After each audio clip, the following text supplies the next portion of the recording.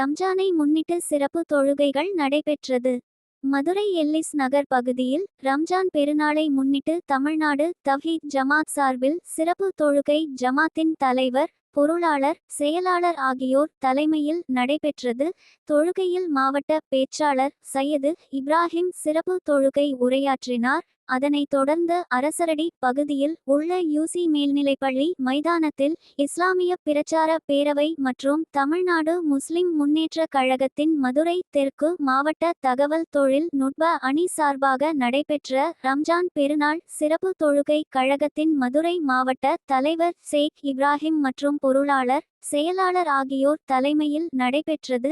இப்பெருநாள் சிறப்பு தொழுகையில் ஆண்கள், பெண்கள் என 500க்கும் மேற்பட்ட இஸ்லாமியர்கள் கலந்து கொண்டு பெருநாள் சிறப்பு தொழுகையை செய்தனர். உலக செய்திகள் மற்றும் உள்ளூர் செய்திகளை பார்க்க துலாம் நியூஸ் சேனலை சப்ஸ்கிரைப் செய்யுங்கள்.